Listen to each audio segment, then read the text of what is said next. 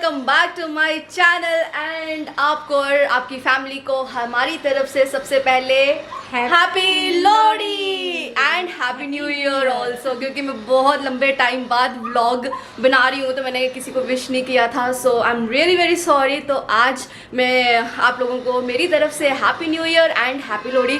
So by the way ना, अभी आप देख सकते हो कि मैं रेडी हो रखी हूँ क्योंकि मैं अभी फटाफट से जाना मुझे डांस क्लास के लिए, क्योंकि मॉर्निंग की शुरुआत होती है डांस क्लास की। ओ माय गॉड 11:30 हो गए, तो अभी एक्चुअली मुझे फटाफट जाना पड़ेगा क्योंकि मैं बहुत ज़्यादा लेट हो गई हूँ। मेरी डांस क्लास 11 बजे स्टार्ट होती है, तो अभी पहले वहाँ जाती हूँ, फिर उसके बाद बाकी की बातें करती हूँ। ठीक है, बाय बाय बाय बाय। जो जो हैप्पी लोहड़ी जो जो।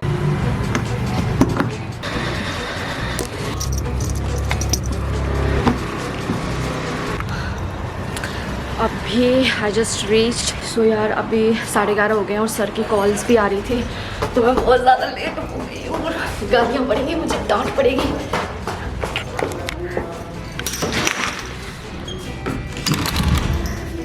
Hello sir, good morning. Good morning. नहीं, मैं अभी घर से आई हूँ। मैं तो ऐसे सोते उठते आ गया। मैं नहीं चप्पल पहनी है अभी तक मैंने। कोई बात नहीं, आप ऐसे ही अच्छे हो। मैं व्लॉग शूट कर रही हूँ। मैंने कहा कहीं गालियाँ ना पड़े, सर मुझे डांटे ना, इसलिए पहले मैं कैमरा ऑन रखती हूँ। बचने की अच्छी स्ट्रेटजी है। स्टार्टिंग में भी सब लोग मूव करते रहेंगे अपना। स्टार्टिंग में ऐसे ये भी स्टाइल में रहना, कैमरे पे फोकस रखना और स्टाइल में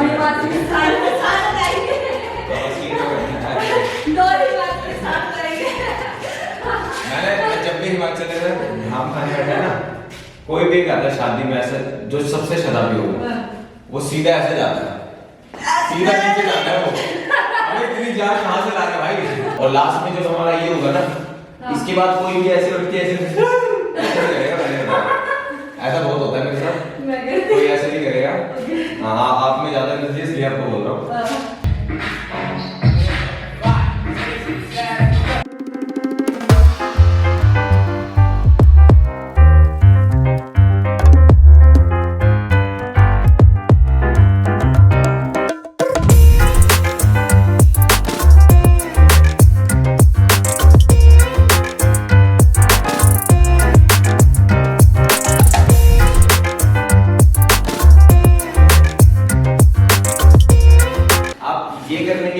हाँ। ऐसा बाल को ऐसे कर सकते हो। अच्छा, ऐसे करके ऐसे करने के बाद हाँ। ऐसा लगता है। बाल करके फिर मैं ऐसे कर सर, फिर बाल ऐसे करके फिर मैं ऐसे उठूं।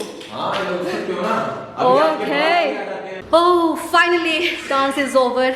एक्चुअली आज ना हमारा प्रैक्टिस डे नहीं था, कि हमारा शूट डे था। आज हम लोगों ने रील शूट करी है, तो बहुत थकाया आप लोगों ने मुझे। बहुत थकाया, स्पेशली मैंने तो बहुत ज़्यादा थकाया है, but anyways we did our best. और अभी हम लोग रील डालेंगे, लोहड़ी स्पेशल रील। तो फटाफट से आप लोग इंस्टाग्राम पे प्रोफाइल में जाना एंड वहाँ पर हमारी रील्स एंजॉय करना। शॉट देखना है, हीरोइन लग रही है। सीरियसली? हाँ, फुल। सर मुझे हवा में उड़ाओ मत, सच बताओ। चलो अब सलोन चलते हैं।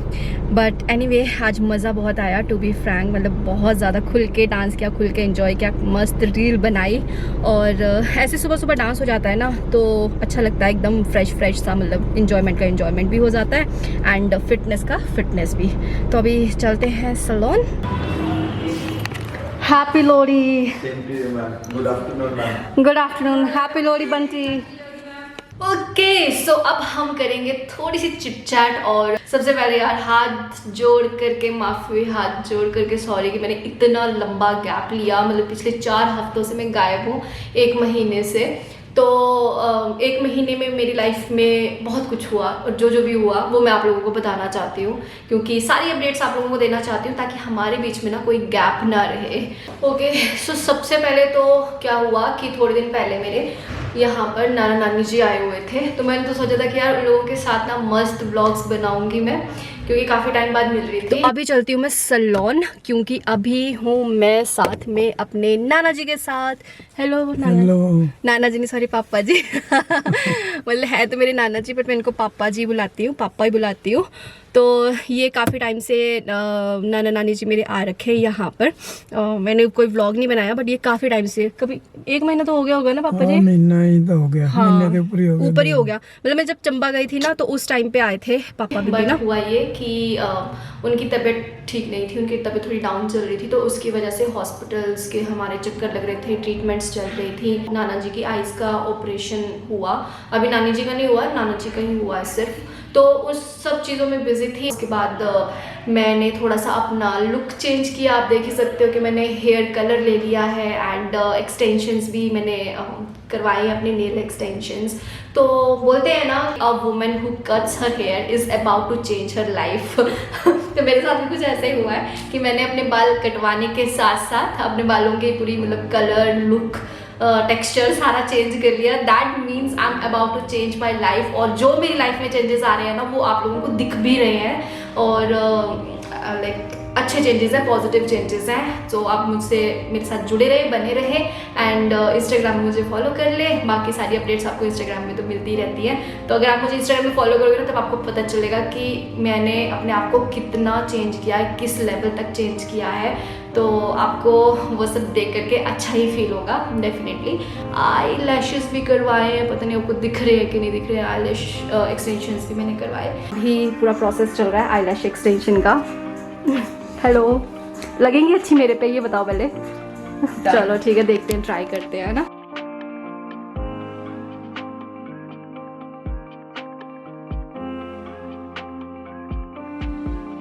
उसके बाद में क्या हुआ कि कुछ दिन पहले ना मैं धर्मशाला गई थी।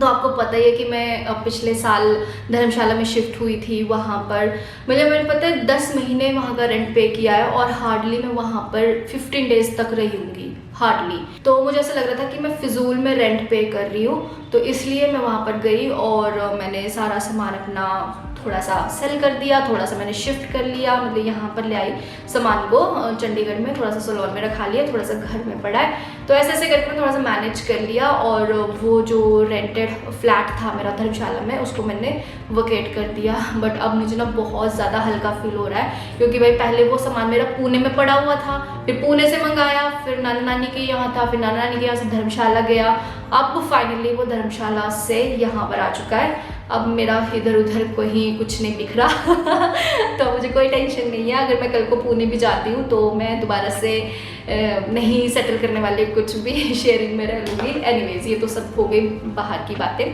तो ना मैंने इंस्टाग्राम पे स्टोरी डाली थी जब मैं वकेट कर रही थी। तो मैंने स्टोरी डाली थी कि आपको जो भी क्वेश्चंस हैं वो आप मुझसे पूछो, मैं उसके आंसर्स दूंगी। तो अभी वो टाइम आ गया है उन सारे क्वेश्चंस के आंसर्स देने का। ओके, सो पहला क्वेश्चन है रेंट कितना देना पड़ा। सो मेरा पर मंथ जो रेंट था वो 7000 था। तो मैंने 10 या आई थिंक 11 मंथ्स के लिए रेंट पे किया है। तो 70K प्लस मैंने रेंट पे किया है और वहाँ पर मैं ज़्यादा से ज़्यादा 15 दिन तक रुकी हूँ। तो मैंने like I have wasted my money like anything. Yes, I agree. Next question है for business startup purpose you had rented this property, right? Yes, exactly. मेरे कुछ plans थे। मैंने सोच रखा था कि धर्मशाला में मैं कैफ़े स्टार्ट करूँगी। उस टाइम पे डिफरेंट प्लान्स थे मेरे, लेकिन फिर वो फॉर सम रीजंस एग्जीक्यूट नहीं हो पाए। यही रीज़न था कि मेरा सामान नाना नानी के यहाँ पर पड़ा था, तो मैंने सोचा कि नया खरीदूँगी, इससे अच्छा है मैं वो सामान यहाँ पर ले आती हूँ धर्मशाला में। और फिर उस टाइम पे डिफरेंट प्लान्स थे, फिर वो एग्जीक्यूट नहीं हुए, प्लान्स चेंज हो गए। तो जहाँ मुझे कैफ़े स्टार्ट करना था वहाँ पे मैंने सैलून स्टार्ट कर दिया और वो भी ज़ीरकपुर में स्टार्ट कर दिया। तो फिर मेरा वहाँ पे कोई मतलब नहीं बनता था ना धर्मशाला में रहने का, तो इसलिए मैंने वो वकेट कर दिया। नेक्स्ट क्वेश्चन है why are you wasting money. Seriously यार, मैं भी समटाइम्स ना ये क्वेश्चन मैं खुद से करती हूँ कि मैं इतना पैसा क्यों वेस्ट कर रही हूँ। लाइक मैंने 16 या 18 मंथ्स मैंने पुणे में रेंट पे किया फिजूल में। मैं हिमाचल में थी, सिर्फ सामान की वजह से 16,000 उस टाइम में मेरा रेंट हुआ करता था 2 BHK फ्लैट का। तो 16 या 18 मंथ्स के लिए मैंने वो रेंट पे किया बिना मतलब का। फिर मैंने 10 या 11 मंथ्स के लिए रेंट पे किया धर्मशाला में बिना मतलब का। तो मैंने बहुत पैसा बर्बाद किया है। तो यस, गलतियाँ कौन नहीं करता यार, गलतियाँ हर एक इंसान करता है, तो मैंने भी करी हैं। बस ये है कि सीख रही हूँ अपनी गलतियों से, सो दैट मैं वो गलतियाँ दोबारा से लाइफ में कभी रिपीट ना कर सकूँ। इनका कोई सवाल ही नहीं है, ना करूँ, करना ही नहीं है यार, रिपीट नहीं करना। एनीवेज, तो नेक्स्ट क्वेश्चन है कहाँ शिफ्ट किया डियर। मैंने कहीं शिफ्ट नहीं किया, मेरा यहाँ पे ज़ीरकपुर में घर है, तो जो धर्मशाला का सामान था मैं वो यहाँ पर ही ले आई ज़ीरकपुर में। नेक्स्ट क्वेश्चन है आपने अपनी जॉब क्यों छोड़ दी है, प्लीज़ रिप्लाई। तो जिनको भी ये लग रहा है कि मैं अपनी जॉब छोड़ दी है, तो जी नहीं, मैंने बिल्कुल भी अपनी जॉब नहीं छोड़ी है। मैंने अपना 6 मंथ्स का ब्रेक लिया है। मैं विदाउट पे हूँ, लाइक मुझे सैलरी नहीं मिल रही है, पर मैंने 6 मंथ्स का ब्रेक लिया है क्योंकि आपको पता ही है कि कुछ महीने पहले सिचुएशंस बहुत वर्स्ट थी, तो उस टाइम पे चीज़ें बहुत ज़्यादा ख़राब थी, तो इसलिए मुझे लेना पड़ा उस टाइम पे ब्रेक। और बिज़नेस भी स्टार्ट कर रही थी, तो ये सब चीज़ें ना इकट्ठी मैनेज करना बहुत ज़्यादा मुश्किल होता है। लाइक आपका जब हार्ट ब्रेक भी हुआ है, आप डिप्रेशन में भी हो, आपको बिज़नेस भी नया सेटल करना है, आपके ऊपर रिस्पॉन्सिबिलिटी है, आपको ये सब कुछ मैनेज करना है, हर चीज़ देखनी है, तो बहुत ज़्यादा माइंड में ना बहुत प्रेशर पड़ जाता है। तो वो उस टाइम पे मैं सब चीज़ें मैनेज नहीं कर पा रही थी। अगर जॉब होती ना तो फिर मैं ना तो जॉब के लायक रहती, ना मैं बिज़नेस के लायक रहती, तो इसलिए मुझे उस टाइम पे 6 मंथ्स का ब्रेक लेना पड़ा था। और अभी मेरी ख़त्म हो रही है, जैन मंथ के एंड तक मेरी छुट्टियां ख़त्म हो रही हैं, तो फेब से मेरी जॉब फिर से स्टार्ट है फिर से जॉब करनी पड़ेगी। कहाँ जा रही हैं अब? फिलहाल तो मैं ज़ीरकपुर में ही हूँ, लेकिन जॉब स्टार्ट करते पता नहीं, शायद से पुणे जाना पड़े क्योंकि मेरी जॉब पुणे में है। ओके, तो नेक्स्ट क्वेश्चन है, do you still plan to shift to mountains maybe some time in future?